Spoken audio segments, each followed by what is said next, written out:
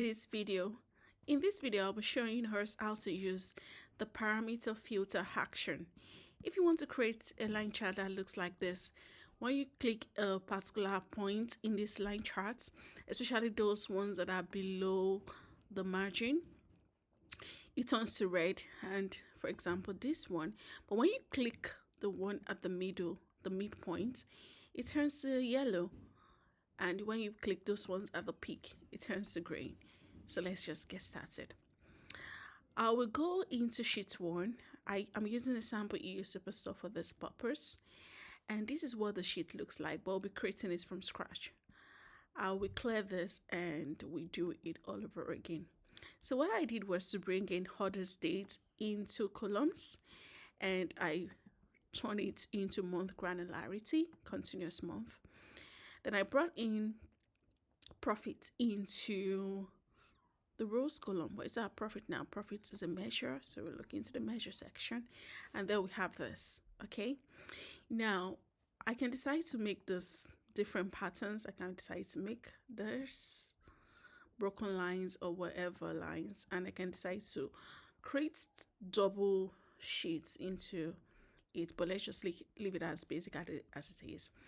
And I'll turn the text on just for us to see the values in there. So now I have my line chart ready on a month level granularity. So what do I do next? I created a measure, a calculated field called test. So it's just for testing, and this is what the formula is in there. It's just grouping in the sum of profits into different categories. So if it's less than 30,000, because I know the range is between 20,000 thereabout and 17,000 as the lowest. So if it's less than 30,000, I want it to be red. If it is less than 40,000, yellow. And if it's greater or equal to 40,000, it should be green. Now, I've been able to categorize based on my own metric, which are predetermined. So I have the red, yellow, and green, like the rag status. Now I have that calculated field. Now I've created a parameter, and that parameter is a string. Okay, currently is green, but I can decide to make it empty or put it any value you want it to have. But string empty is fine, because the reason why we're creating string data type is because it's going to be communicating with the test calculated field I just created. So I'll bring this test into details. Okay, now I have this in details, and I'll be explaining how this is interwoven, because anything I'm going to be communicating with the parameter must be in the detail or in the mark value or in the view in any way, either as in a column or rows, but it should be in the view. So this is a test. Now it's going to make sense when we come to our dashboard. So I pull this sheet 1 into the dashboard. So for every parameter action, you go to your dashboard action and it comes to action.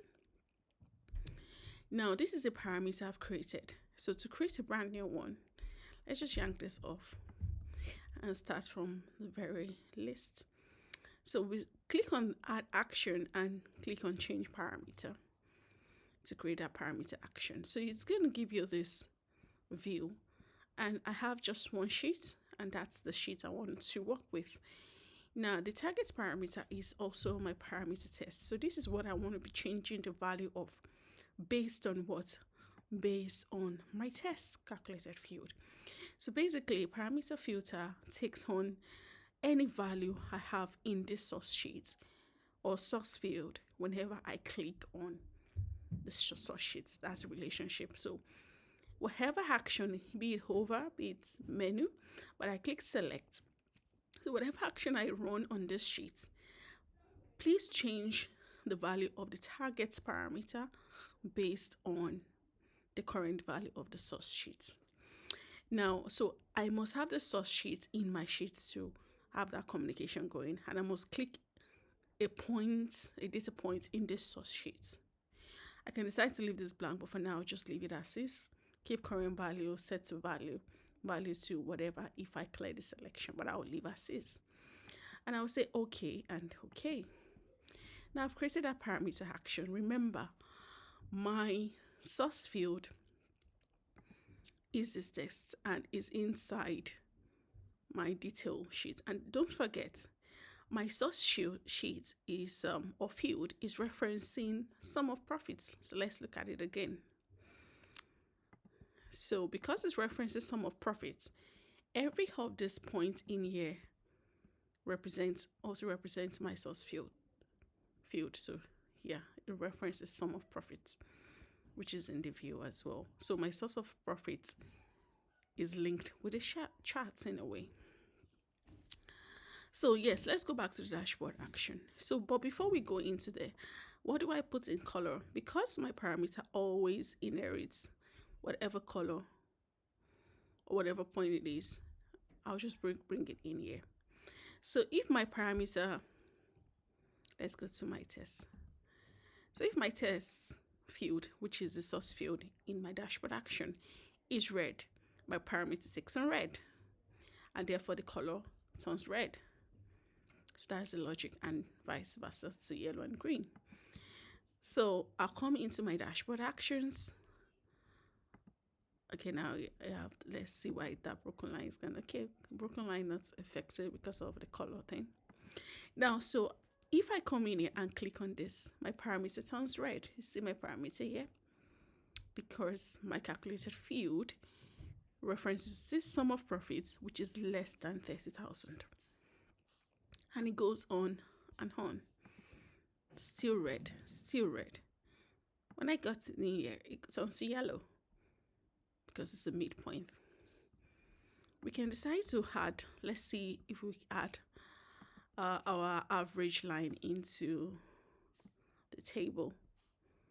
Okay, so I can set this average to be equal to a sum of profit. So it just automatically got me my midline. So I can work with the midline or whatever. Let's try to work with the midline, which is 31,000. So, or let's leave as is. So anytime I click anything above this midline or at the point of midline, it's going to give me yellow or green. So this should be yellow. Okay, now this is red.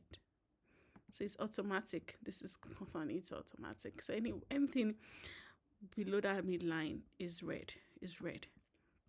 Let's go back to our midline and edit. So it's automatic based on computation.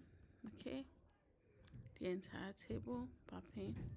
Okay, let's just leave this as not to distract us. So the line goes on with whatever I choose. You can see the line change, the color changing as well, and the average is just referencing that point. I've clicked. So that's the way you use a parameter action, and I can decide to use it as a counter as well. Let's decide to create something from scratch. So let's decide to create something like a counter. Now I have my calculated field in here, but I want to do a counter rather, so that anytime I click a sheet, the number increases. What we need to do is to create another sheet to illustrate that. So this will help drive home how the parameter filter works. So I've created another sheet and I'm going to create a new parameter and a new calculated field. So this parameter will be integer, not string as the other one we created. And I'll set this value to 0. So that's the default value, and that's okay. So and how we create a different calculated field, and this calculated field will reference my parameter. See how everything is interwoven and works. So this is like a counter.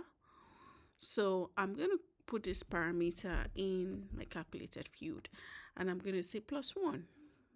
So for every value parameter has 2 has, it's going to increment it by 1. I can change the calculated field to counter. All right. So I have that in here, and I'll say apply and okay. So I'll bring in the counter into text. Now I expect this to be 1, but it's showing me 10,000. let's go back to what our current parameter action is, or value. So it's 0. So counter is just saying sum. So I will make sure that it is not a sum by making a dimension. So this is now 1. I will centralize this and make it entire view. And I can decide to increase the font as well. I can make it like 26, bold, possibly red, just to show us what it entails. So now I have my counter here, which is referencing my parameters, so they are interwoven. So the counter will be my source field when I'm creating the dashboard action. Now let's put this into the same dashboard and create this on. You can have several parameter action affecting different sheets on your dashboard. So I have it in here, and I'll go to my dashboard actions and I will say add change parameter. Now I'm going to untick the sheet 1 because I'm referencing sheet 2, and I'll use my target parameter to be 2, and my source field will be counter. So it's telling me that is it a sum of counter? So let's just assume it's 1 for now, because it needs to be an aggregation. So let's see how that works. So once I click this, you can see that it turns to 2. Okay. Once I click it again, it turns to 3. Clicking it on ticks that, and so you can see that it's like a counter and it keeps changing. Let's get rid of this one because we've established that, and we can decide to customize this and just put this as floating and put a shape of circle in there, but you can leave it as is. You can customize the sheet as you want. I can decide to go back to my sheet 2, and why is this not highlighting? Okay, so I'll go to my sheet 2 and decide to turn the calculated field, my counter, to -1. So I just want it to tell me the number of times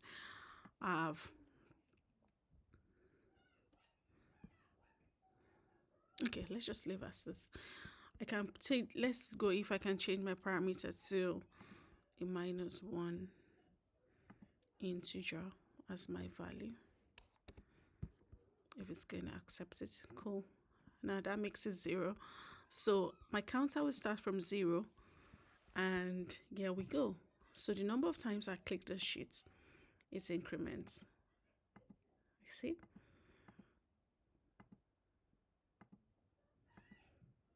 And that's how you have your counter. I hope you find this video useful. Kindly like this video and subscribe to my YouTube channel. Thanks for watching. Bye-bye.